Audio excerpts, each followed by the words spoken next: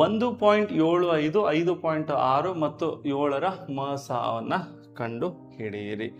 ನಾವು ಭಿನ್ನರಾಶಿಗಳ ಮಸ ನೋಡಿದ್ವಿ. ಇದು ದಶಮಾಂಶ ಇದೆ. ದಶಮಾಂಶಗಳ ಮಸನ ಹೆಂಗೆ ಕಂಡುಹಿಡಿಯೋದು? ಸೊ ದಶಮಾಂಶಗಳ ಮಸ ಕಂಡುಹಿಡಬೇಕಂದ್ರೆ ನೀವೇನು ಮಾಡಿ, ಇದನ್ನು ಭಿನ್ನರಾಶಿಗೆ ಕನ್ವರ್ಟ್ ಮಾಡಿ.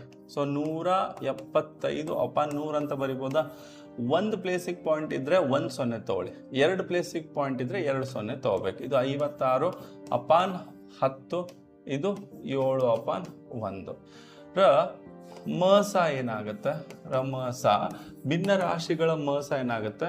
175. ಅಂದರೆ ನಾನು ಮತ್ತೆ ಇದನ್ನು ಸಿಂಪ್ಲಿಫೈ ಮಾಡಬೇಕಾಗತ್ತೆ.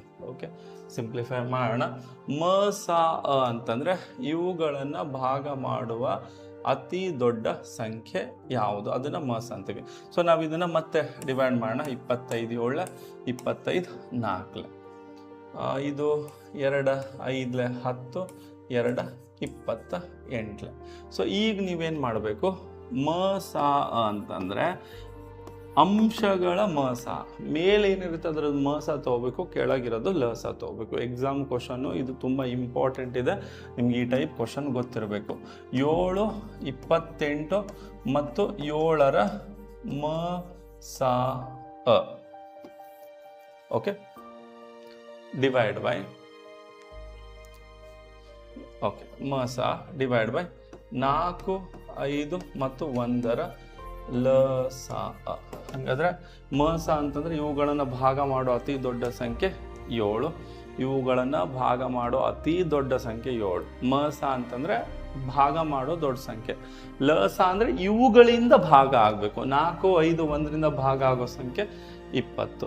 ಇದನ್ನು ನಾವು ಹೇಗೆ ಸಾಲ್ವ್ ಮಾಡಬೇಕಂದ್ರೆ ನೋಡಿ, 2 10 2 3/2.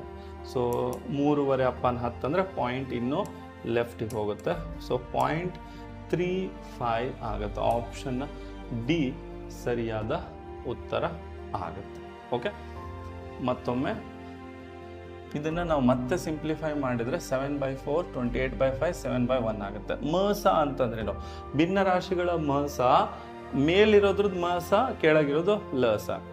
ಅದೇ ಭಿನ್ನರಾಶಿಗಳ ಲಸ ಕೇಳಿದ್ರೆ ಮೇಲಿರೋದು ಲಸ, ಕೆಳಗಿರೋದು ಮಸ ಆಗಿರುತ್ತೆ.